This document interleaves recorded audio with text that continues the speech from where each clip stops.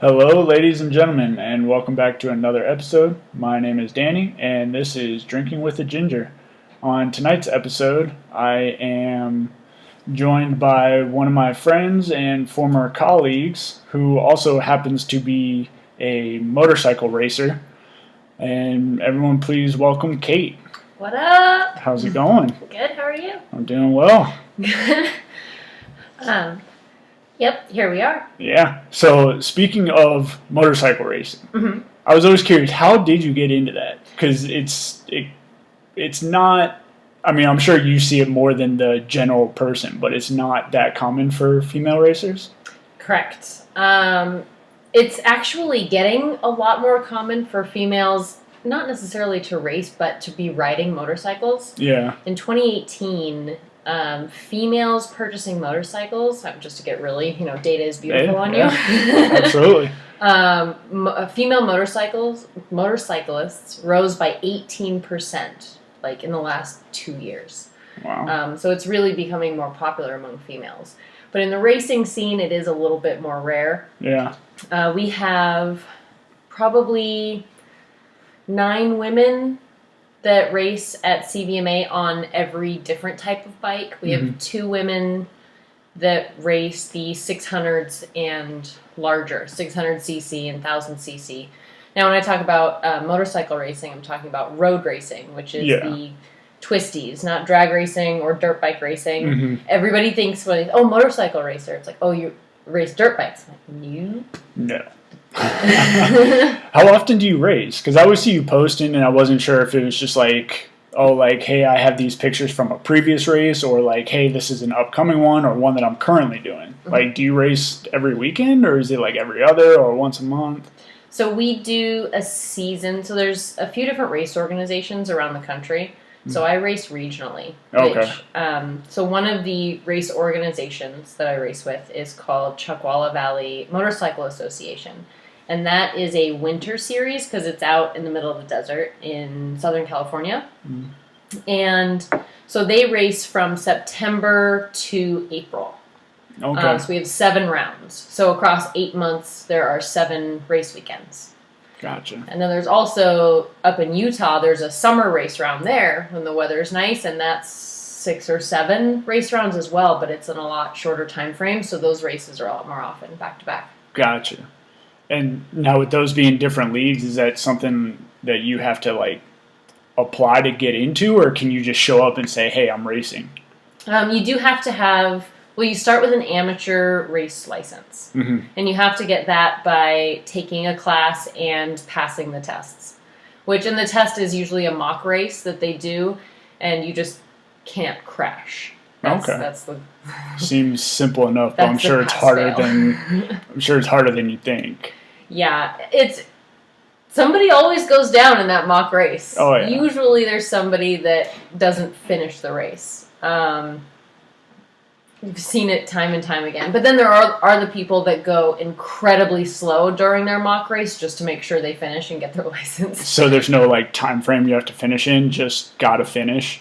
Yeah, it's very open. Amateur racing is very open to a lot of different types of skills and speeds. The big barrier there between amateur racing and hardcore racing is the expert class. Okay. And that's the difference between the plates on the race bikes. So I had yellow plates as an amateur racer, and I stayed with those yellow plates for as long as I could, but I have been officially kicked out of amateur and bumped up to expert. Yeah, too good? Almost, no. I had a great race season. I mean, I've been an amateur for 2 years, and I was the slowest person when I started. I mean, I was a solid back marker when I got started. But I don't know if it's dedication or stubbornness, but I stayed with it and kept on taking classes and studying and watching videos and listening to motorcycle racing podcasts and just kept learning. And then I was middle of the pack. There were guys behind me. All right. So you race against other guys as well? Yes. So Okay. we do have like all girl races, Mhm. but those races you can race. It's kind of a race what you brought Yeah. format. You can race any bike, but I race in co-ed, like bike size specific races. Oh, okay. So I race in R6. It's a Yamaha R6. It's a 600cc motorcycle, Mhm. and the only thing faster than that are the leader bikes, which are the 1000cc's. Okay. Mhm. Well, that's cool. Yeah.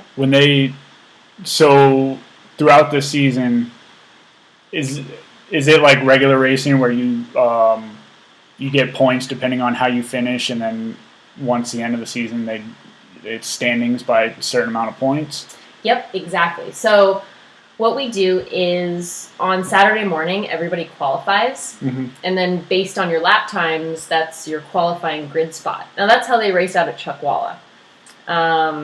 And then, first place, 25 points, second place, 20 points. And we do a super sport middleweight race, and then we do a formula middleweight race. So super sport means your bike has to be pretty much stock. Okay. You can't like crack open the case or make a lot of engine modifications. Yeah. I don't think you can make any. I don't know. I've never done any. But in the formula races, you can make any alterations to your bike that you want. Okay. Mhm. Right on. And with the, you said it's co-ed. Is there, at the end of the season, do they separate it by gender, or is it just where you finish is where you finish? Yeah, where you finish is where you finish. So we had kind of an interesting season this year in amateur.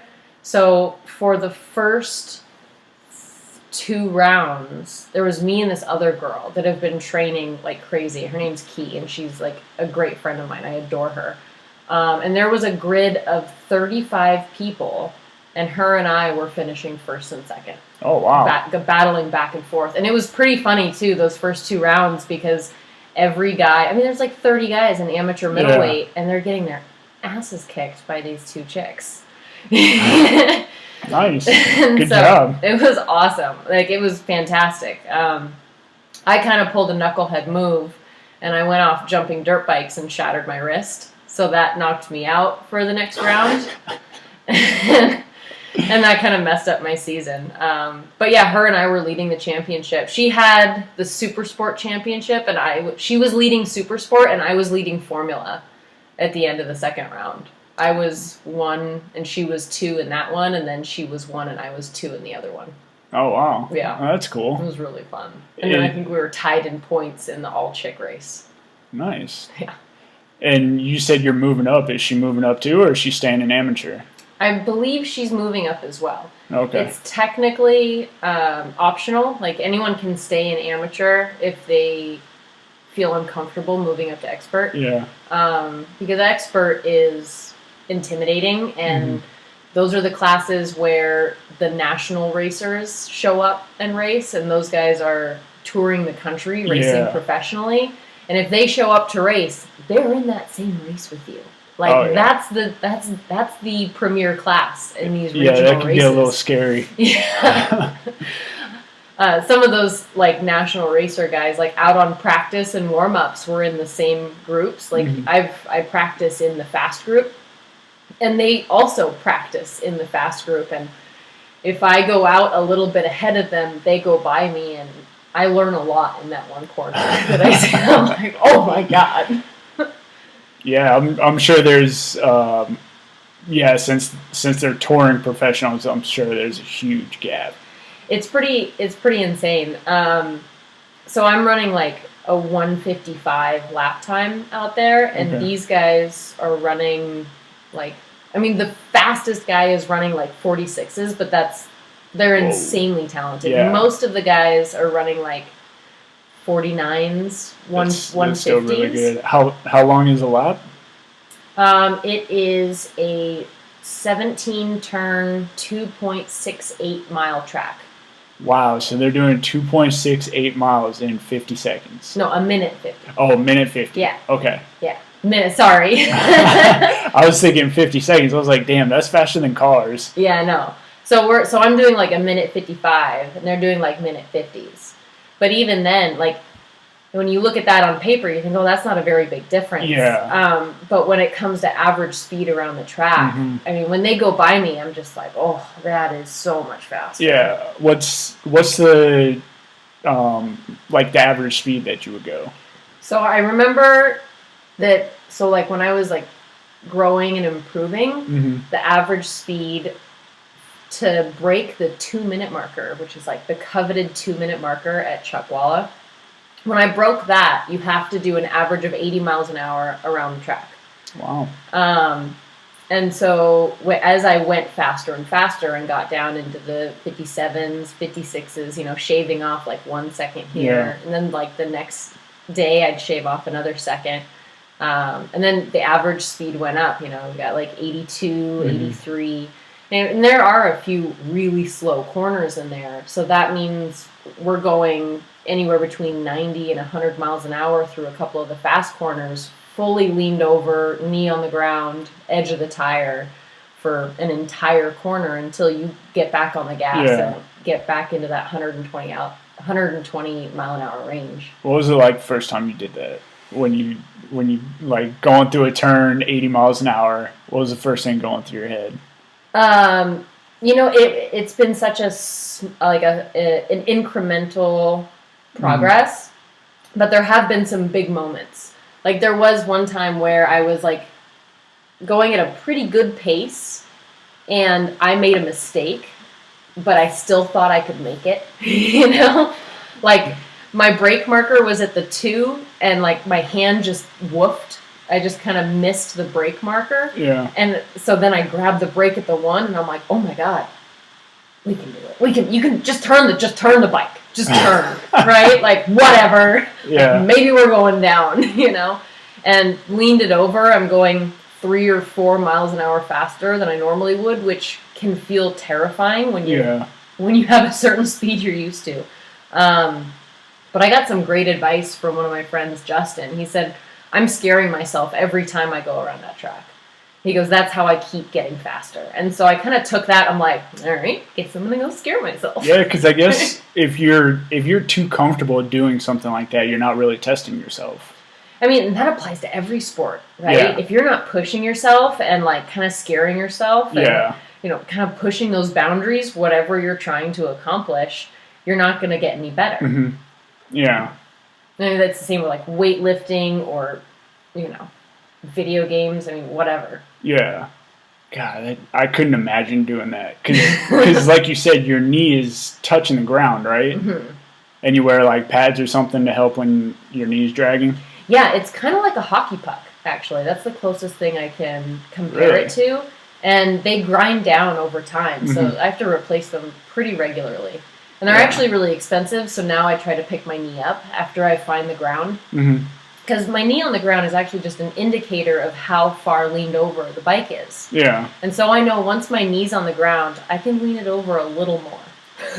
Just a little, though. Oh, my God. So there's like a certain angle that I can bring my hip in as I lean it over a little more. I'm just trying to picture that, and it's almost... If my mental picture is right, that's like a 45, maybe 40-degree angle. Easily, yeah. Oh, my goodness. And to put it in perspective, like the $1 million motorcycles that they race in MotoGP get to, I think, almost like a 59 or 60-degree angle. And so the bikes that we buy from the store now are fully capable of a 40-degree angle, no problem. Wow. I mean, on the right tires and the right suspension. You got to make a few mods, but pretty much off the shelf. They're such incredible machines. That's so scary. Like I've wanted to get a motorcycle, but I could never imagine doing that. Let me tell you, when I bought mine, neither did I. What got you into that? The 405 freeway in Los Angeles, California. You didn't want to sit in all that traffic with a regular car? You just wanted to weave in and out? Okay, so I was working as a field IT technician, and I had to drive, if any of the listeners are familiar with Los Angeles, I had to drive I lived in Santa Monica, and I had to work in the valley.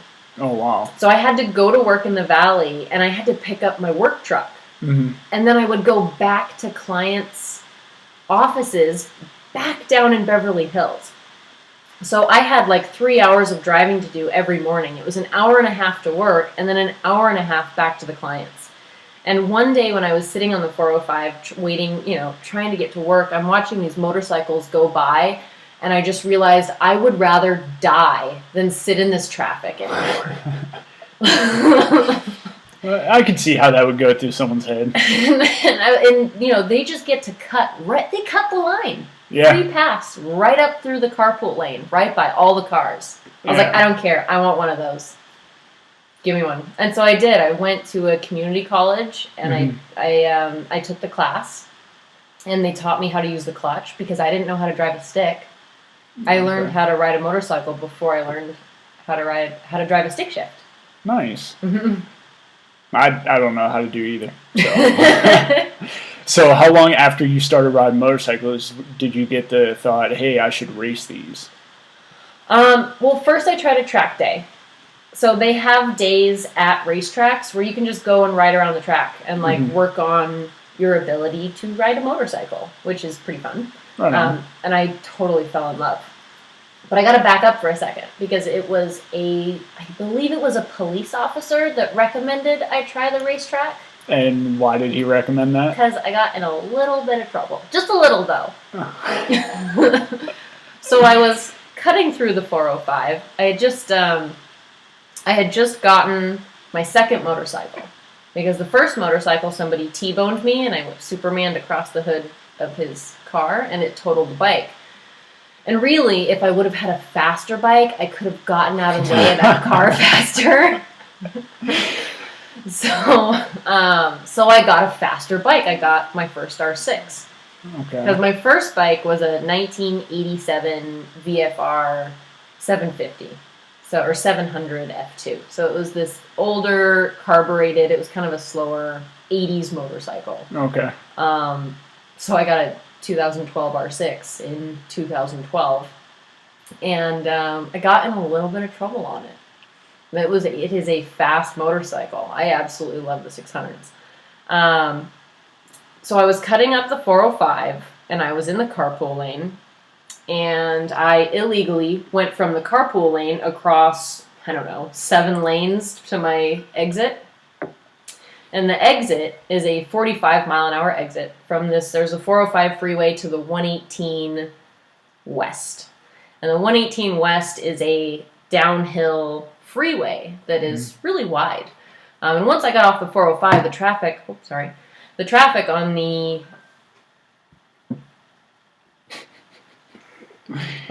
so the traffic on the 405 is pretty much all I had to deal with. The traffic on the 118 wasn't bad at all. Mm-hmm. And once I hit the 118, I knew it was free flying. But I took the 45-mile-an-hour ramp at about 90 miles an hour. And as I was approaching the ramp, though, out of the corner of my eye, I thought I saw a cop. And I was like, well, that wasn't a cop. That's fine. And so I just hit the ramp and got on the 118 and just flew. I think I was late to work that day. Because Mom, if you're listening, turn it off. I hit the top of 6th gear going down the 118, which means I was probably doing anywhere between 140 to 150 miles an hour down the freeway. Holy shit. Which is license gone forever. Yeah. That is like jail time, your life is over kind of speeds. To be fair, I was like 24 and real dumb, right? So, as we all are usually at that age. So I made it down the 16-mile freeway in a minute. 7 minutes. Oh my goodness. And I had my exit. I dropped down to 3rd gear, 2nd gear, and stopped at the stoplight off of the freeway exit because the most dangerous place for motorcycle riders is intersections. Yeah. 100%. I will never run a red light on a motorcycle. I'm totally fine going 150 down the freeway, but red lights are where I draw the line. Yeah. So that's probably somewhere I would too. That and stop signs, because nobody knows how to use those. Right? It's a death trap. Yeah. I think you'd do fine. So as I'm sitting at the stoplight, I hear this, get off the bike, take off your helmet, put the key on the ground. Oh my god. And I'm just like, what do I do first? So fast forward like 30 minutes later, there's me on my motorcycle with about 8 cop cars behind me pulled over to the side of the road because they had like called in everybody and I lost them all. I was going to say, there's no way that guy kept up to you. He had to have called it ahead. Oh, yeah. So then, another half an hour later, the sheriff of all of Los Angeles County Highway Patrol shows up and is yelling at all 9 of these policemen that are now standing on the side of the road figuring out what to do with me, and is telling them, why are you bothering pulling over this girl, and all of you are sitting around here with your dicks in your hands. Yeah. Like, he is just laying into them insanely. There's no point in them just sitting there. What are 9 cops going to do? Right. At most, you need 2. So they're all losing it. They don't know what to do with me. And the first cop that saw me take that turn comes up to me and he goes, okay, I went on that ramp the same time you did, and by the time I came around to the 118 freeway, you were gone. And he's like, I couldn't even see you. He's like, seriously? How did you take that turn so fast? I just looked at him. I'm like, it's physics, man. So he gave me a fix-it ticket. The cop that originally pulled me over gave me $100+, and they sent me on my way. God, I can't imagine what that ticket was. It was about $1,500. Holy shit. Yeah. And then I tried to fight it, and the judge was like, if you lose, you can have like 30 days of jail time. Yeah. And I was like, how much? Do you accept payments? Can I split this over credit cards? Right. So that was when it was recommended that I try the racetrack, because that is not something you do on the road. Yeah. Well, it seems to have worked out for you. Mm-hmm. Now you're on the expert level. Yep, I am. You said you raced regionally. Are you planning on expanding that at all, or are you going to stay regional? I do have a goal to race in the Moto America National Series, but I got a lot of work to do before I get there. I've got to get a few expert rounds, expert seasons under my belt. Mm-hmm. So maybe in a few years. Okay, cool. I've got to get faster. Yeah. I've got to find 5 seconds at Chuck, which 17 corners, that's just, a little bit everywhere. Just that through. 17, you're looking at, what, 2 seconds a corner? No. My math is way off. 2 seconds a corner, I'll take. You're looking at a minute right there. I know, right? that's some guaranteed sponsorship money right there. Oh, absolutely. Mm-hmm. Brake less, throttle more. Right on. Well, do they, is this only, like, in the U.S., or is it international racing, too? International would be amazing. There's actually an all-female race in Dubai that they do that I'm pretty interested in. I might see if I can do that. That sounds cool. Mm-hmm. So if you do this national one, is that going to be co-ed as well, or is that just females? They don't have any female racing nationally in the United States. It's all co-ed. Oh, okay. And there's one girl that races nationally right now. Her name's Caroline Olsen, and she is amazing. I've actually worked with her, and she's trained me. It was a few years ago. Mm-hmm. She's just one of the people that helped me get faster and learn more and really get more confidence. Right on. Well, that's always good when you can have someone who's that high up helping you along through it. Yeah, she's amazing. She does 49s at Chuck. Wow. And, yeah, she's probably one of, if not the fastest chick in the United States right now. She's from Sweden. Oh, nice. It's really cool. Well, they're a whole different type of people over there. So when you get that high, is it like how it is now with you, where a race is just a race? It doesn't separate by gender or anything? Yeah, so expert. So at Femwalla, they don't they don't care if you're expert or amateur. Mm-hmm. It's just if you're a female with a motorcycle, you can race. And Oh, it's okay. more of kind of like they have the Femwalla race, and then they have like the Formula 40, which is anybody who's over 40 years old. The old man race. Yeah. But yeah, that's pretty much everything's co-ed, like for expert specific Mm-hmm. races. Yeah. What I'm assuming there aren't that many older people racing, because a lot of it's like reaction time, and older people don't really have the same reaction time as they do when they're younger. So I can't imagine there would be too many older people racing, is there? Oh my God, you would think, but those old guys are fast. Really? Oh my God.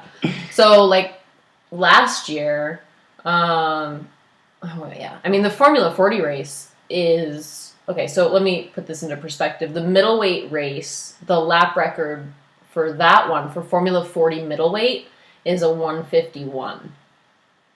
So Okay. I mean those guys aren't too far off of the really fast kids, Yeah. and I mean, a lot of it are guys that have been racing their whole life. Yeah. So they've been in shape their whole life. Mm-hmm. I mean, it is physically enduring. Yeah, at that point, they're probably racing 25, 30 years, Mm-hmm. if not longer, because I'd assume a lot of these people probably started racing in their teens.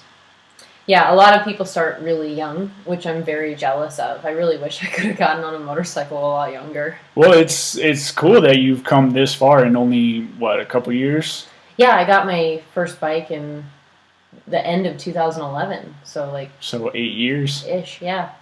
And most people have been racing their whole life. Yeah.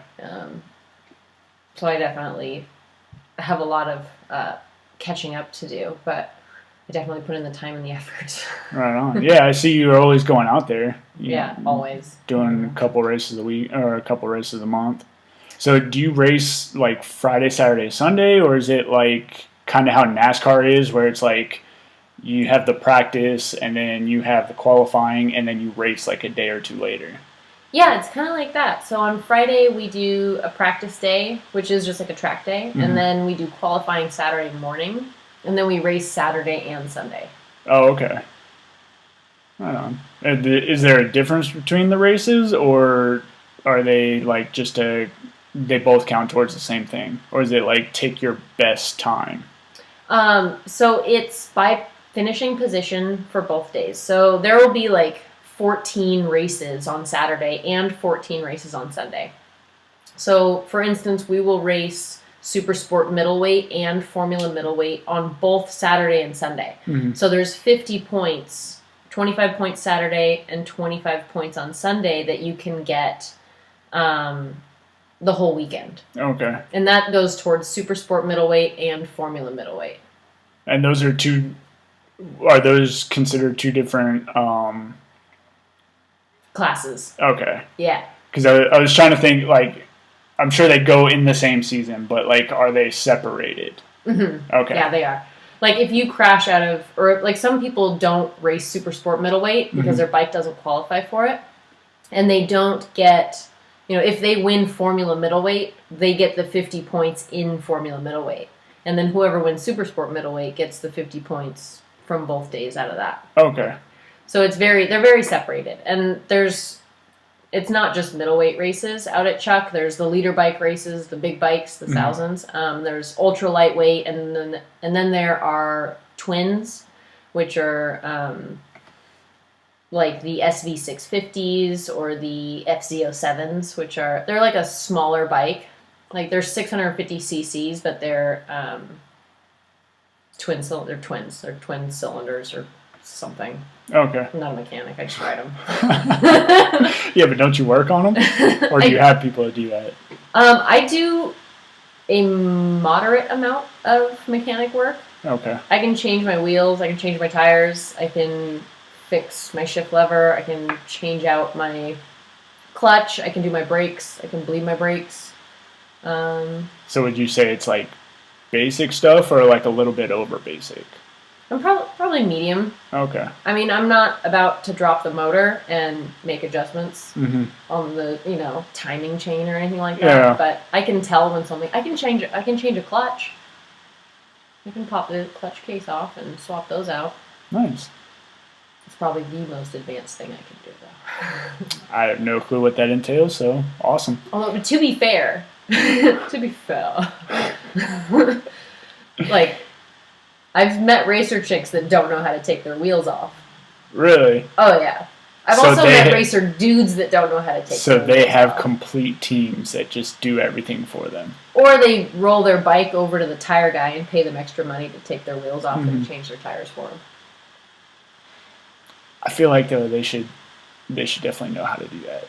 After they pay for it, after about 3 or 4 race rounds, they pick up. Yeah. They're 'cause tired of paying the $40. Yeah, I was gonna say I can't imagine that's cheap. It doesn't last long, no. Do the tires last long, or do you change those like every is it changed like regularly, or can you go a while without changing them?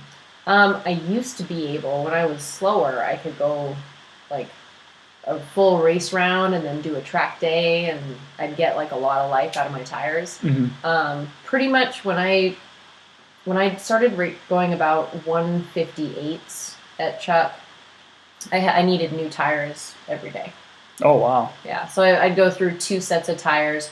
I'll find some like takeoffs. Takeoffs are like a motorcycle term for used tires. Okay. I'll find a pair of takeoffs for the practice day and just push as hard as I can on those. And then I'll have brand new tires for qualifying, and I'll race on those through Saturday. And Sunday I'll put on another fresh front and rear. Oh wow. And usually at the end of the day, Sunday, like I can probably do a track day on the Sunday tires, and I'll save the Saturday tires for a track day because I'm taking it easy and I won't burn through them as fast. Yeah. So they last a lot longer. Okay. But, whew, man. Yeah, that's a lot of tires. Yeah, and the guys that are racing, and the gals are the gals that are racing at what I aspire to right now can go through 2 sets of tires in one day. In one day. In one race, they need a new set of tires after. Wow. Because you lose grip, and so you're not able to accelerate out of the corner as hard, and it makes you slower. So you have to wait to get on the gas till the rear tire finds grip. And I can't imagine those are cheap, are they? No, they are not, sir. They are Oh not. my god. Well, I also at that level they've got to be like sponsored, and like people have got to cover their tire cost, right? I mean, the motorcycle industry is definitely struggling. There isn't as much money going around as there was, I don't know. They tell me stories of a time in 2005 where the money was flowing and everything was perfect and amazing, but it kind of feels like old man stories, what I mean? Back in my day. Right? Like, you kids, you don't remember what it was like. There was... but yeah, there are contingencies for tire vendors or motorcycles, like Yamaha has contingency, and Dunlop has contingency, Pirelli has contingency, and there are I am sponsored by Pirelli. I love my Pirelli tires, but I still have to buy them. Yeah. I still pay really good money for my tires. Do they help you out at all? They do. Like giving you bundles or something? Yeah, I do like a season sponsored rider package. Okay. But those tires, I mean, they're $400 a set. Holy crap. And so I got to budget out about $800 for a weekend. Wow. Yeah. I remember there was one time when we were at work, back in 2017, and I remember you were like, how much do you spend when you go racing? And I was like, dude, I spend $1,500 in one weekend. I don't want to talk about it. And you were just like, how? I'm like, tires, man, tires.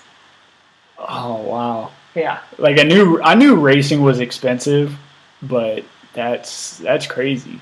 $800 just in tires a weekend. Oh, and compared to cars, it's a steal. Yeah, the absolutely. Car race tires are like $2,000 or $3,000 a set, and then they last just as long as motorcycle tires, if not shorter.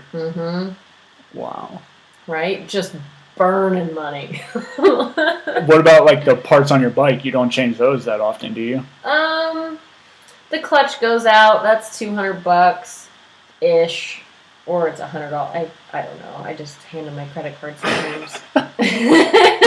Sometimes that's the best way. You don't actually want to feel the full pain. You're just like, whatever, just take it. Yeah, I'll check my balance on Monday. I'll deal with it then. That's rough. When's payday? Okay, we'll be fine. Do they have like auto shops out at the races that you can buy parts from if something breaks, or do you have to bring your own parts? Everybody pretty much brings their own parts. There are usually a few key people that bring a truckload of parts. And try to sell them. Or just have them on hand for their own racers. So Okay. I was really lucky. After I broke my arm, I got picked up by an amazing sponsor called Tuned Racing. And they are one of those people that have a semi-truck of parts. Nice. And so there were a few things that I broke. I broke my clutch cable. I broke some other things. I broke something... Oh, I broke my shift lever. Is that all just like normal wear and tear, or is that from laying down the bike, or? It's normal wear and tear, generally. Yeah, I like stepped on my shift lever too hard, and I broke the nut around the bolt or something, and gosh, I just like so many horrible. I mean, I had a huge crash at Miller up in Utah. Yeah. And I broke everything on my bike. Like the frame and the motor was fine, the swing arm was fine. Like the really big parts were fine and the wheels were fine. But levers, handlebars, bodywork, my brake lines were gone. They had shaved down from the crash from the gravel at Miller. God.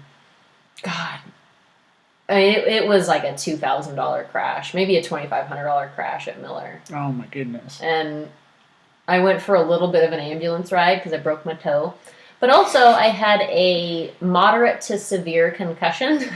Oh, those are fun. Yeah. Well, it was because when the doctor was asking me questions, I couldn't remember how old I was. I genuinely couldn't. Yeah, I love concussion questions. Because, like, you're answering and you clearly don't know the answers. But in about 20 minutes, you'll forget you took a test. So you failed the test as you're doing it, but in 20 minutes, that doesn't matter. Yeah. Right? Oh, I've taken quite a few. They're great. Yeah, and I remember him telling me things, and I remember thinking, you have to remember those 3 words he just told you, because if you don't remember them, you're not going to be able to race tomorrow, because I crashed on a Saturday. And I remember thinking, remember that. That's his special quiz. You know this drill. You can do it. Yep. Chicago, yellow, And you get back there, and he's like, what were the 3 things the paramedic told you? I'm like, oh, like Philadelphia, purple. I remember when I was sophomore in high school, I got a concussion during a soccer game. And the way that the team doctor did their test, it wasn't remember words. It was say the alphabet backwards. I was like, I can't do that normal. And you want me to do it with a concussion? I was just naming off letters. I was like, nah, I know some of the alphabet. Whatever. Needless to say, I failed. Oh my god. Yeah, I think I was out for like a week and a half. Really? Yeah. I took an elbow to the temple when I went up for a header. I blacked out and everything. Oh my god. Yeah. It was at an away game. They called my mom and she's freaking out. I was like, no, it's cool. I'll just ride the bus. It's fine. Were you nauseous at all? No. In all my concussions, I've never thrown up. I just have super bad headaches and terrible memory. But, same. Yeah. They're fun. I only get nauseous in the ambulance rides. But I think that's just the ambulance. I don't like being in the back of the ambulance. It could be that. I just think it's that. I'm a little sensitive after a crash, I've never ridden in an ambulance. Anytime I've ever about to, the hospital's always like, no, just drive them here. It'll take longer for the ambulance. Yeah. Well, we have an ambulance on site every race weekend, and so they're just sitting there twiddling their thumbs waiting for something horrible to happen. Yeah. Are crashes like super common? Like, is there pretty much one every weekend, or can you go a couple weeks without seeing one? They're pretty common. It's very rare that a crash is serious. Yeah. Like, if anyone's seriously injured, they get airlifted out, and I've probably seen 1 or 2 people airlifted out in the 5 years I've been on racetracks. I know a few people that have, like, horrific airlifting stories, and they still race motorcycles. So, Mhm. but we're all a little, crazy. Yeah, some people just don't learn. They're like, screw it. Yeah. Oh yeah, like my friend Maddie, he like had his, I think it was his, what's the shin bone? Tibia? Tibia. His tibia was like sticking out of his leathers or something crazy like that. Holy shit. And yeah, he got airlifted out. Real bad. Oh, And he that's races terrible. the little 250s. Little bikes. Wow. Right? And I've low-sided my 600 at 110 miles an hour and just been like, fine. How many crashes have you been involved in? Street or track? Okay, all together. Yes. I've had, I think, 6 crashes on the track and 2, I guess technically 3 on the street. I think 9 altogether. That's not bad for 9 years of riding, 8 Yeah. years of riding. Yeah, I only had one bad one on the street when that car hit me like kind of head on. Mm-hmm. When he turned in front of me and I almost made it around him and then he hit me head on anyway. But the other 2 were just embarrassing where I just kind of like fell over. One time I fell over. I actually fell over my first day riding motorcycles. I heard something that almost every motorcycle rider will crash during the first year of riding. Oh, yeah. I did it on my first day. Oh, actually, no, 4 on the street. I forgot about the parking lot. I tried to turn the bike around in the parking lot, and I slid out, and I dropped it on myself. I don't know if that counts or not, but it took me a minute to wiggle out from under it. Are they heavy? I've never tried to lift up a bike. When it's on top of you, yeah. It's like 400 pounds. Oh, wow. You just got to get leverage, though. I can pick it up. Like, if I'm not under it, I can pick up a motorcycle fine. Oh, okay. But it takes a little focus. You just Yeah. have to get good leverage on it and get the tires to like grip on something. Otherwise, you just kind of push it. Yeah. Yeah, otherwise it just skids out. Yeah. But yeah, the first time I dropped my motorcycle on the street, well, I tried to make this right-hand turn, but I went too slow, and it just kind of tucked, like the front tire tucked under, and it just like fell in between my legs, and then like skidded across the street. And I was just in the street just looking at it because I had never tried to pick up a fallen motorcycle before, and I was like trying to pick it up, and it was the VFR, the 1987, so that thing weighed like 700 pounds. Yeah. I had no chance. I don't think I could lift that thing up today. R6 I can, but anyway, this like shining white knight pulled his car to the side, hopped out of the driver's seat, walked over, picked my bike up, pretty sure with one arm, but I don't think I remember it right anymore. That might have been one of those concussions. Yeah, he just picked it up, threw it on the kickstand, gave me a nod, and he's like, "Have a good day, ma'am," and hopped in his car and like took back off. I was like, "Thank you!" What a gentleman. I know, right? Like, I was like, all right, day 1 is done. And then I looked at my bike and I realized the front brake lever had broken off. That's not good. No, I had to ride it to work with just the rear brake. And So is it...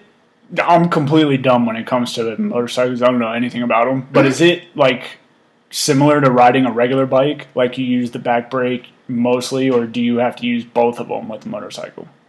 yeah, it's very similar to a bicycle. The rear brake controls the rear wheel, Yeah. obviously.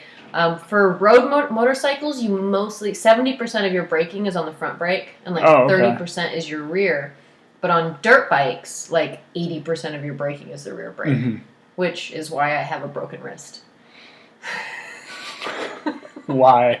Because What happened? I grabbed too much front brake, and the front wheel just tucked under me, and I went flying. I have one of those stories on a regular bicycle. I was just going downhill and what happened? I grabbed the wrong brake, I guess. I don't know. I was like 10 or 11. Grabbed the front brake and just went right over the handlebars. Yep.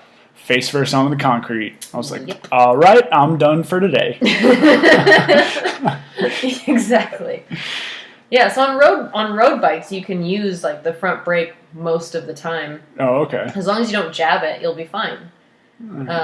So riding the rear brake home that day was super scary because I was scared of like locking up the rear because that's how you do like those cool slide moves. Yeah. Not on day 1, no.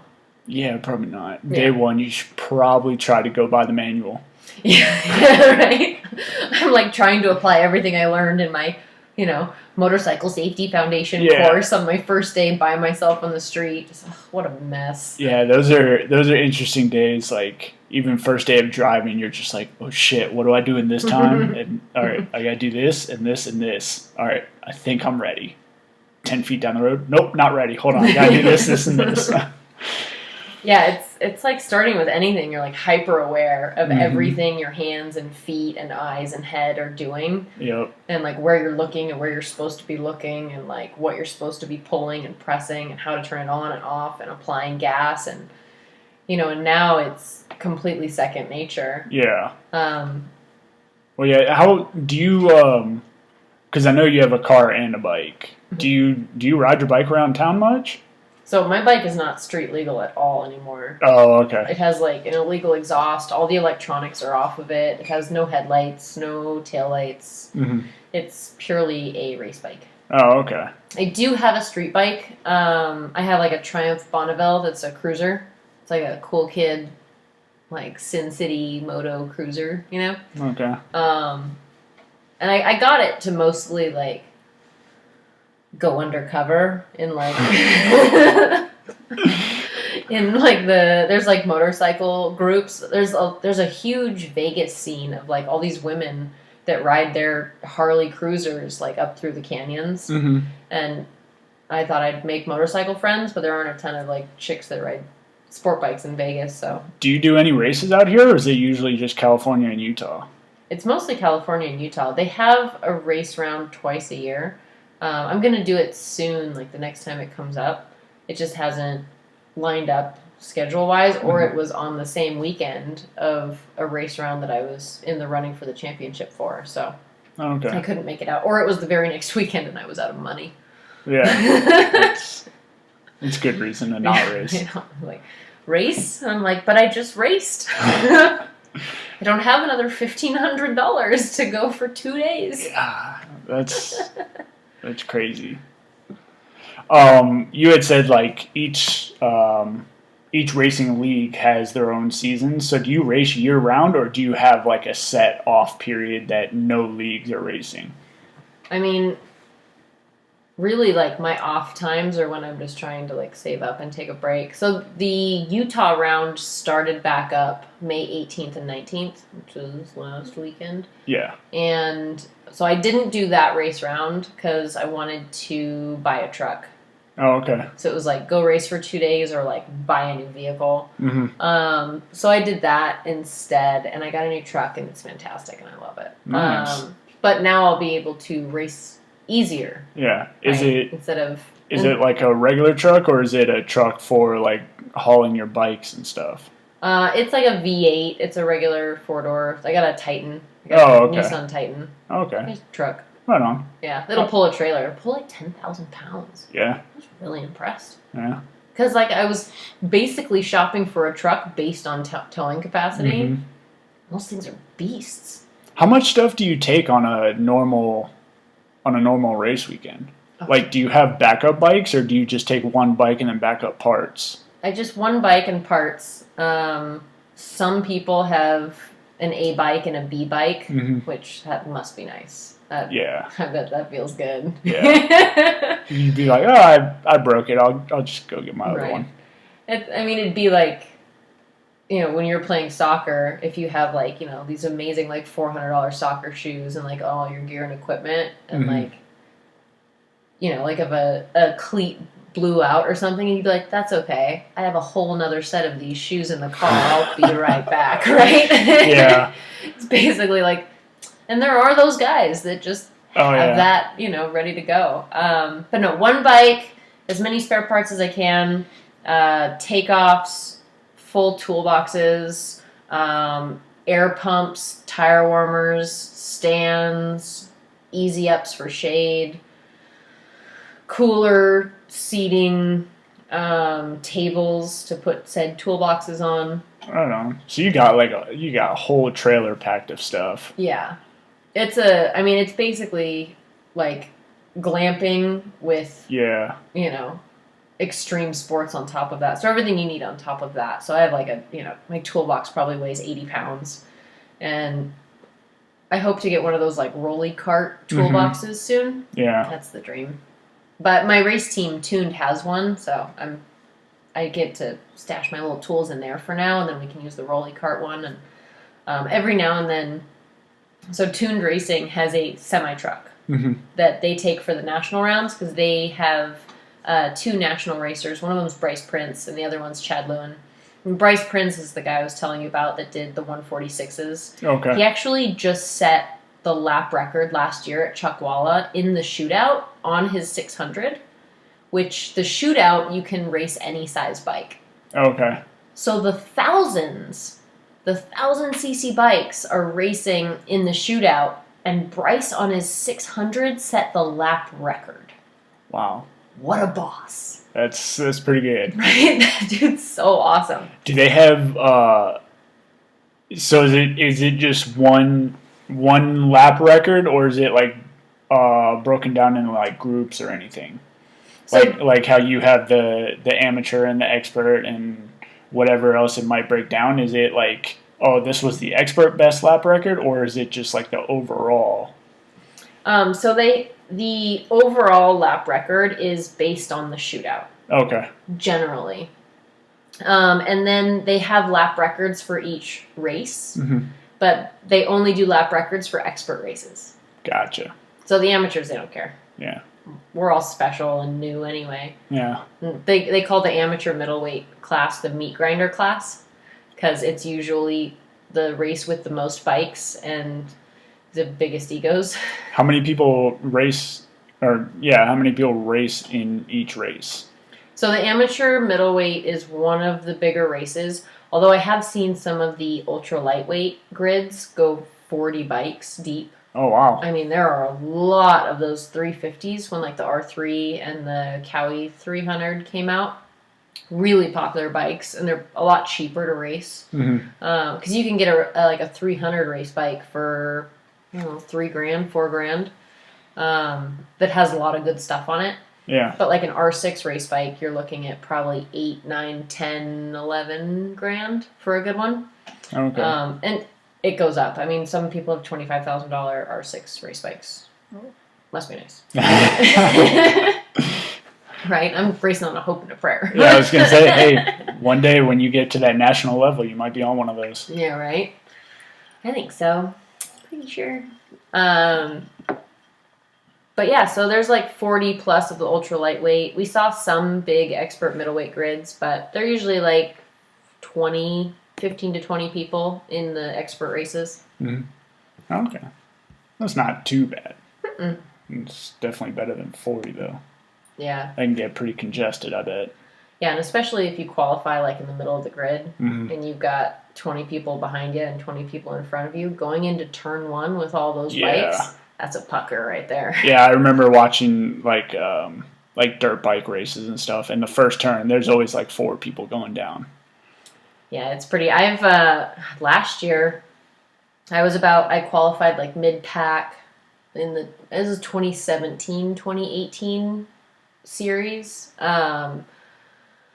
I remember going into turn 1 and I didn't qualify very well, so I was pretty far back in the grid, and I saw this crash happen up ahead of me, and I just saw like bikes in the air. Like, so I saw 2 bikes in the air, and as I went into turn 1, there was a guy like laying on the inside of the curb in turn 1, just out cold, and I looked at him, and just like the way he was laying, I'm like, oh, he did. But he wasn't dead. He was totally fine. He just got knocked out a little bit. Yeah. A little. Oh, that's good. Just took one to the head, but he was fine. But, I mean, it can get really hairy in there. And, I mean, I had a guy hit me 2 rounds ago. He tried to pass me up the inside, and when I got on the gas to go out, he was still turning. And he put his brake lever guard into my back. And I actually got under his brake lever guard and lifted his bike up a little bit on the front.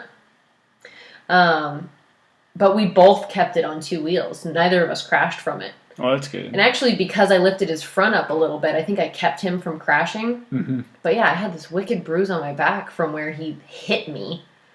because he like took the corner too shallow and couldn't straighten it out for the exit early enough, and he thought he had passed me and I was long gone, and I had the better drive because I didn't cut the corner shallow like you're not supposed to. Yeah. But right on. Yeah. Are you? I know. Was it about? I don't think it's been a year yet, but you were doing those vlogs about the racing. Are you still doing those, or did you stop those? So it was like 6 months ago. I made a few vlogs, and I started doing that. I made like 2 of them, and then I shattered my wrist. Oh, okay. And I had all this footage that I had taken to make new vlogs, and I couldn't use the mouse to edit them because it's my right hand that I broke. So I couldn't use the mouse. Also couldn't play video games. That's a bummer. It was a real bummer. Because I was stuck at home with nothing to do and all this time off. Yeah. And I couldn't use the mouse. I couldn't play video games. I couldn't edit videos. Like, the only thing I could do was play card games on the computer. So I played a lot of Hearthstone. But yeah. And so I had all this footage.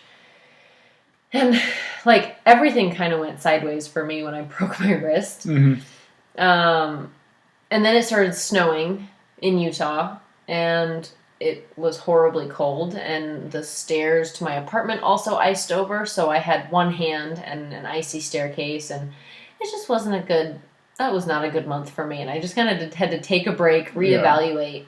Yeah. But I got really lucky, because as I was going through all of that and, like, figuring out what was next,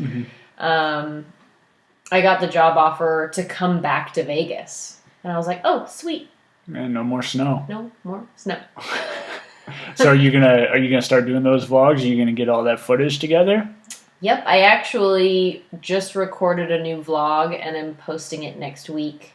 And then I am recording a vlog for this upcoming weekend. I'm going to Willow Springs. Where's that at? It's in the beautiful Lancaster, California. Never heard of it. Well, people that have heard of it will know that the beautiful Lancaster, California is... What part of California is that? It's like northeastern LA. Oh, okay. I think they call it... Is that the armpit of California? Or is Bakersfield the armpit of California? I think that's like the left and the right armpit of California.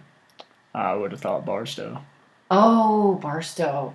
Contender. I don't know. Barstow's rough. Yeah, I went to high school with a girl who went to Barstow for college to play basketball, and she said there was absolutely nothing to do there. Like, the main hangout spot was the bowling alley or the movie theater.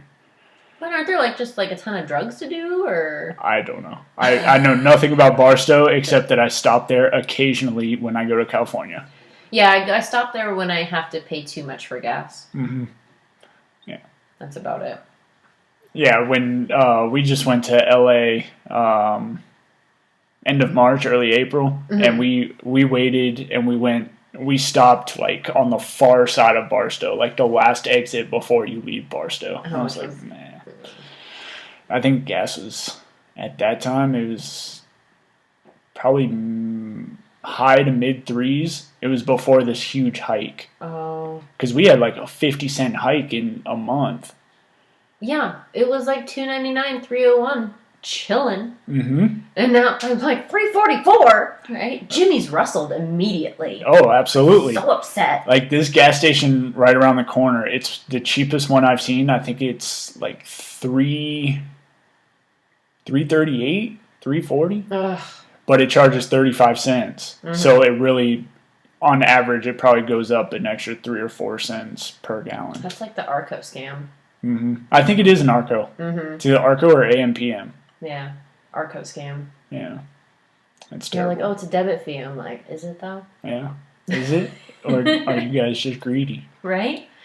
It's shaking me down for 35 cents. Hey, that's fine. I'll take that over like places where I see it's like $4.50, $5. I'm like, God damn. You know what happened to me this morning? So my little light sensor, my tire pressure sensor popped off this morning. Mm-hmm. And I was like, oh, I know what tire it is. Because I saw it. You know when you see one tire looks a little lower than the rest and you're like, oh, I'm going to have to put air in it. I'm going to have to go to that side of the gas station. It's going to be a huge pain in the... I'm like, all right. And so finally the light came on. I'm like, okay, it's the back left tire. Let's just get this over with. So I pull up like a good little adult, put air in my tire. I go in, I put my little card in because it's $1.50 now for air. See, what? See, this is what? This is where I'm gonna learn you something. I know about going in and being like, hey, can you turn the air on for me? And usually I do that. And No, go to Big O Tires. Mm-hmm. All tire tire repair, like a hole patch and filling with air. It's all free, and you automatically go to the front of the line. You don't have to wait for anything. I did it with one of my tires 3 times back in the fall. That is the Big O, eh? Because they didn't realize the first 2 times that there was a hole, and then the 3rd time they finally saw the nail, and they were like, oh shit, we have to patch this.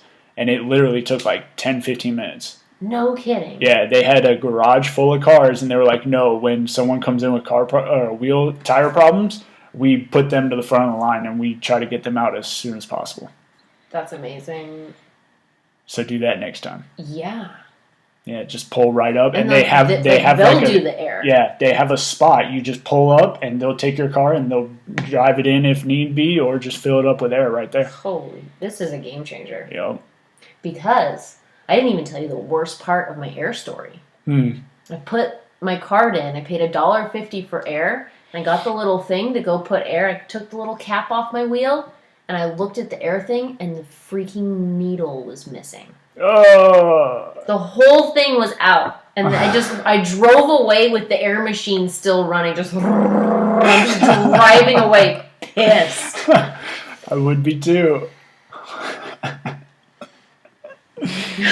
Well, now you can skip all that. You don't even have to pay. You can go to Big O Tires. No, I'm gonna set them as a favorites in my map. I'm gonna figure it out. I used to hate Big O Tires because I went one time, and I had to get a tire repaired, and they were like, "Okay, we have a little bit of a wait." This was back before they did all that. I just brought in the tire, and they were like, "All right, it'll probably be an hour. We'll give you a call." 4 hours later, I was like, "Hey, you guys were supposed to call me 3 hours ago." And they were like, "Oh yeah, my bad. Your tire's useless. You have to buy a new one." I was like, "You guys couldn't fucking tell me this, and I could have had you guys put on a new tire this whole time." He was like, "Yeah, my bad. Your tire just got thrown in the corner. We forgot to call you." I was like, "Cool. Put that back on. I'm gonna go somewhere else and get a new tire." Right? I'm not dealing with you guys. Oh my god. Yeah, it was terrible. So yeah, I have so many tire problems in my life. Well, it's not good. They're so expensive. Oh, absolutely. Oh my god. So I know how big of a fan you are, and for anyone listening, this is probably going to be a spoiler for like the next 5 or 10 minutes. But did you finish Game of Thrones? Oh my god, did I? Yeah. Okay. What'd you think? I have so many opinions. So first off, before we dive into it, what did you think of the season as a whole? I enjoyed it. Okay. And I think people have forgotten the show they are watching. Yes, absolutely. This show, I mean, like, never did I sit down and I'm like, Game of Thrones is on. Mm-hmm. Time to be depressed. Right? I don't know if they're going for that reaction, but I can understand where you're coming from. Like, you can never be happy about one character because you never know what's going to happen. No, I mean, like, any feeling that you're attached to is going to be horribly, just ruined. Yeah. Everybody hated Theon. It was really hard to hate him when he was being tortured and castrated, right? Like, yes. You were like, oh man, that guy sucks. And then he got way more than he deserved. Yeah. In terms of punishment. And everybody's just kind of like, right? Yeah. And you could say that about like any character on the show. Mm-hmm. Pretty much. Except my girl. Well, she's just crazy. Yeah. But she's like understandably crazy, and like maybe that means I'm crazy, but I get Cersei. You know what I mean? Like I just like have a purpose, right? Nobody else has like a purpose that is relatable as much as she does. Now, I know many people don't agree with her decisions based on her purpose, which neither do I. I think, extreme girl. Like, whoa, she could take about 20% off on a few of those. Oh yeah, absolutely. One thing that I was thinking, and it wasn't even about this season. It goes back probably to the seventh, maybe even the sixth season. Whenever she decided to declare herself queen, how did she come about that? Like she was just like, "Oh, all of my kids are dead. My husband's dead. I'm just going to take over the town. It's fine." Yeah. Well, I think the lineage goes. If she's queen regent and there are no heirs, the queen regent goes and gets it. Okay, hold on one second. Let's pause this. No problem. All right, and we're back. Yeah, so Game of Thrones. So, I guess the only two things that I argue about with people is Dany going crazy, which I don't think she went crazy at all. I do in a way, because she, for eight seasons, she has been the person who thinks more about the people in the village than anybody else. And then in this season, she just destroys an entire town. First of all, that entire town cheered when Ned was decapitated, so fuck him. Yeah. Second... Rest in peace, Sean Bean. So second of all, like, she was severely brutal many, many times. And, like, when she decapitated the Tarleys, that was ruthless and savage. When she burned down... she burned them. Right, you're right. She burned them. My bad. But that was also because they wouldn't bend the knee. Right. So, I mean, it was kind of justified because they were just fighting each other. And she's like, hey, bow down. And they're like, no, fuck off. Yeah. I mean, there are a lot of points to it. And I think a lot of the things that kept her from unleashing absolute hell on people were Jorah and Missandei. And, you know, there are a few other characters as well that kept her. Like that guy that she was dating when she was in Essos. He was hot. Oh, yeah. You know, like, there were moral compasses surrounding her. And I think when Tyrion betrayed her, because you know that she knew about the brother when she was attacking King's Landing. Yeah. I know she knew. Like, why would she tell him that she caught Jaime if it wasn't to test him? And if it was to test him, she's going to know the second he goes there. Yeah. Right? Yeah. Like, I know she knew. And I think that's why she didn't listen to the bells. I think she was mad at Tyrion, and he was the last person she had. Yep. Oh, those bells, as soon as they rung and you saw her face, I was like, fuck. Good luck to that town. Right? Oh, my God. Oh. That was rough. That was rough. It was definitely interesting how they did how they picked the king, how they put Bran as the king. Right? Shenanigans. I saw something today. It said only Tyrion can go from being held for treason to deciding who's the next king and be the second in command of the entire Six Kingdoms. In 3 scenes. Yes. Right? But also, like, I feel like if Bran would have just told Jon, like, hey, if you tell Sansa and Arya about your true lineage, like, everyone in King's Landing is gonna die. Like, I think he knew that, and he was just like, but if I don't tell him, I'll be king. Woo! You know what I mean? Yeah. Like, also, one of the things I was most mad about, and it's not even like I have a legit reason, it's just me, was clearly Jon had to tell people that he killed Daenerys. Yeah. Like, why else would he be held captive? How else would everyone know exactly how he killed her? Like, bro, just shut your mouth, say she flew away on her dragon, and she decided to leave everyone. Why didn't she just lie? It was like, I finally killed the queen, I'm out. Yeah. Right? But no. Ned had one secret he kept his whole life. Why couldn't Jon? Exactly.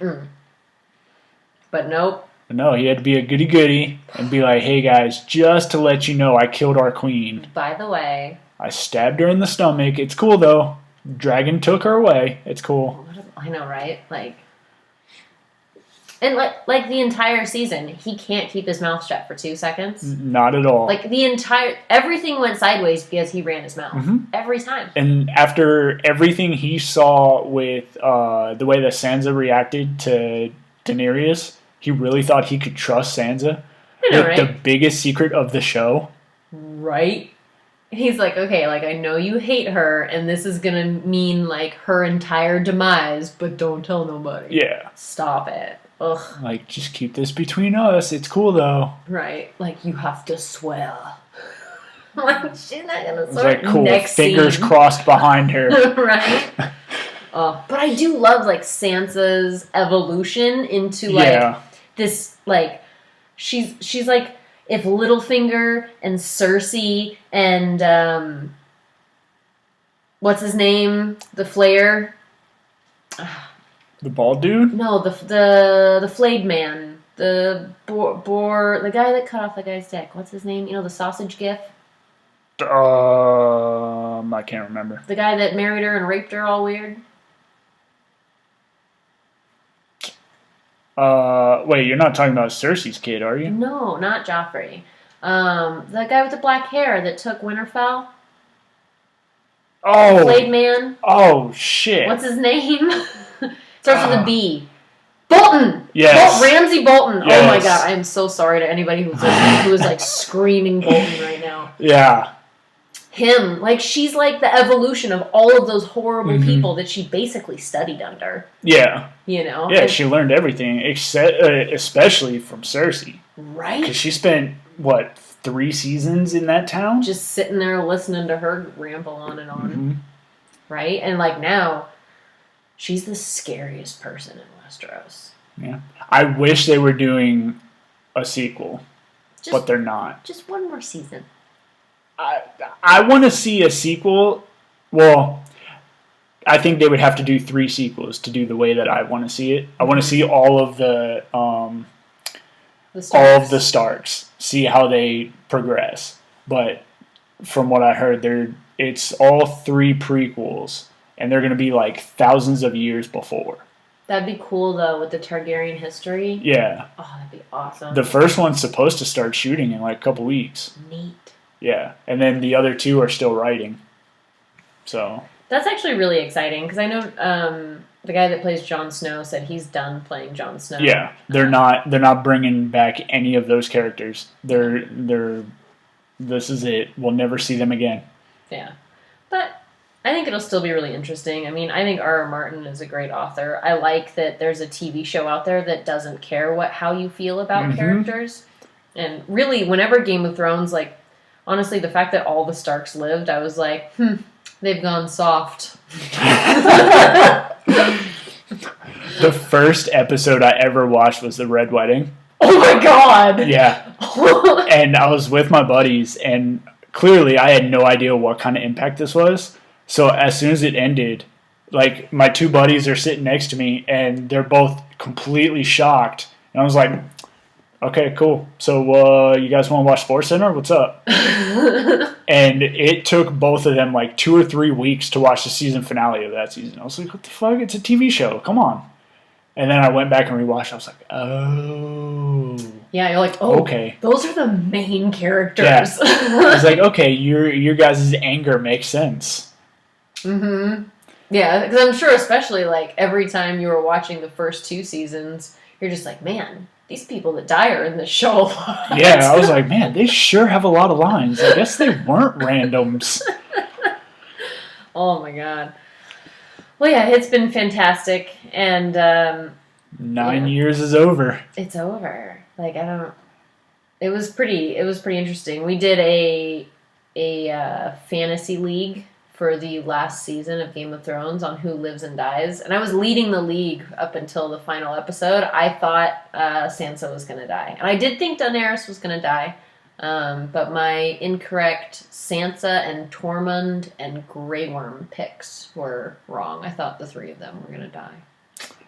I thought Tyrion and obviously Cersei and Jaime, and then Daenerys. I thought those 4 were going to die. I figured Snow was going to kill Daenerys, but I thought she was definitely going to kill Tyrion. Right? I mean, he had it coming. Yeah. At one point, I'm like, ugh, just kill him already. He's not even funny anymore. I don't care. Yeah, they just, for some reason, they just want to keep him in the dungeon. I don't even know where they kept him. It was just like some random ass room. Everybody else, they immediately set on fire and decapitate, but Tyrion gets, nobody wants to kill a dwarf, right? Yeah, I mean, it's a hate crime. Except Cersei. Yeah. Except his family members. Yeah. Oh. But yeah, and I do love how dissatisfying? Not satisfying? Dissatisfying? Dissatisfying? I think so. I do like how dissatisfied everybody was with Cersei's death. Oh, I was so angry. Yeah. Everyone was so mad. I was like, man, she deserves so much worse. Right? But also at the same time, when you look at the scene where Tyrion goes and finds them, oh my god. They literally could have stepped 10 feet to the right and they would have been alive. And they could have just popped up and be like, what's up, bitches? And now they kill them. Right? Or just like instead of like looking lovingly into their eyes as they die, just like look at the ceiling. What's cracking? Oh, that's not. Let's move over there. Yeah. Nah. No, let's just die right here. It's cool. Right? Our run's over.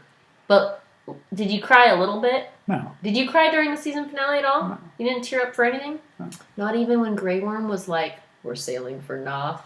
No. I didn't get you? No. I don't really cry for TV shows. I bawled like 4 times. Did you? Oh, yeah. I was so like they just like got me easily. Yeah, no, it takes a lot. Like, I cried during Armageddon when Bruce Willis died. You would. Yeah, that's a sad scene when he was flashing back and his daughter and all that. Yeah, it's sad. Outside of that, I couldn't tell you something else I cried in. No. Yeah. Okay. It takes a lot for movies and shows to get to me. Yeah. I mean, like, any movie where a dog dies, I'm done for. Like, ugly tears. I don't know if I've ever watched one of those, actually. Oh, my God. Like, I've never seen, was it Marley and Me? Oh, that's... Never seen that. Marley and Me. I think Homeward Bound is a tearjerker. Well, I haven't seen that since I was like 5 or 6, so that doesn't count. You probably cried. Maybe either that or I was just had too much energy and didn't pay attention to the ending. Right. I was like, nah, it's whatever. They make it home. I think Turner and Hooch. Turner and Hooch is a tearjerker. I haven't seen that in probably 15, 20 years. Yep. There's a few of them out there. I'm a little bit of a connoisseur on my crying dog movies. On your possible dog death movies. Right? Oh, man. That's so funny. All right, well, this has been a lot of fun. I'm glad you can make it on. Yeah, this has been a riot, man. Thanks for having me and being so interested in. Yeah, absolutely. It's always a lot of fun getting information on topics you don't know, and I've always been curious about how the whole racing thing went with you. And like, I used to be a little into NASCAR. I know it's way different, but it's always interesting to learn from somebody who's in it. Yeah, I'm trying to make more videos and content, and I'm putting it all up on my website, which I just redesigned. It's motomains.com, and so I'll have all my vlogs up there for you to follow and stuff like that. Sounds good. Anything you want to shout out or let the listeners know? I mean, you can follow my Instagram as well. And what is it? It's Kate Amazonian, at Kate Amazonian. Is that because you're super tall, or is that something else? Yeah, it's actually it's from kind of a long story. All right. All right, sounds good. Next one. Yeah. All right, everyone. Thanks for listening to this episode. I hope you had a good time. Don't forget to follow me on Twitter, Instagram, and subscribe to my YouTube and SoundCloud pages so that you can get an update for when I release new episodes. All right, have a good night. Bye.